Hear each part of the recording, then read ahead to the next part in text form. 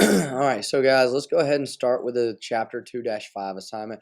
You see, I'm going to post 3 video links here.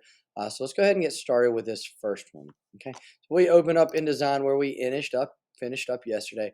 These are the 3 screenshots you should have added. If you're having trouble adjusting the size of these, remember, make sure you're using this tool, or else when you move them around, it's not going to look as good. It's not going to do appropriately. All right. So you want to make sure you have that tool to appropriately do that and move these things around. Okay. So now what we're going to do, we're going to start with down here. We're going to talk about letters with a stroke and different things to do with letters. So to do that, we need to start with the text tool. So you follow my cursor over to this corner. I'm going to click the text tool. And as I click into this box, you can see right here already flashing. All right. I have that flashing right there so I can add a text. So I'm just going to add a C. All right. And let me make sure I have all my defaults reset just so we're all on the same page. So I'm going to go Window, Workspace, Essentials. I want to reset my Essentials. Just going to get rid of all of those.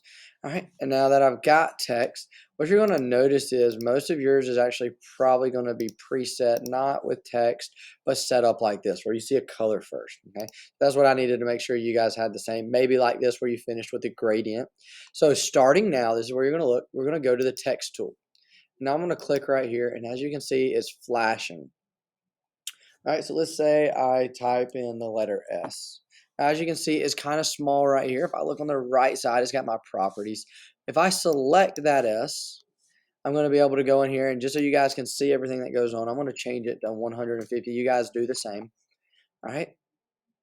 Now I'm going to, if I click off of it, all right, I'm going to use this to click off of it. Now you can see I have the S there, all right, in the box. Boom, right there. Okay. Now, let's say I want to make some changes to the S. So as you can see, I double click here and now it's flashing in there, automatically switch to my text tool. All right. So if I highlight this, all right, the first thing I want to make sure is that this box right here with the T in it is selected. Now, as you can see, as I hover over these different boxes, it's going back and forth. This one allows me to change the color of the fill. So as you notice, it was just black. So I'm going to turn it blue. When I click OK, and I click off of it, you can see it is now turned blue. I'm going to double click on it again, highlight it. It is very important to highlight it. And now let's say I want to add an outline to it. So right here where it says stroke, I'm going to choose stroke. And if you look on this side, you can see it's got a red line. That's because it's at 0. I want to add about a 5-point stroke.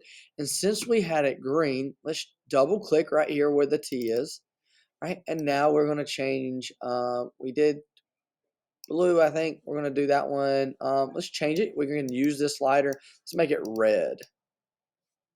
And now when I click OK, you can see that stroke right there has popped up. So I'm going to click off of it. So there we go. We kind of have that purple bluish center and then red around the outside. So now what happens though, however you can see right now, it's not on that. If I click this box, it's not on the text. Right now, it has no background color. That's why you see this white line with red through it. All right, if I click right here, you can see it's the text. But if I go back, it's just this box that is selected. Well, if I want to add a color, a background color, let's go ahead and let's see, change through here. We can use green. All right, I'm going to change, get to my green. I'm going to click OK. You can see it adds a background or fills in that space. All right, so what I want you should have it complete at this point right here.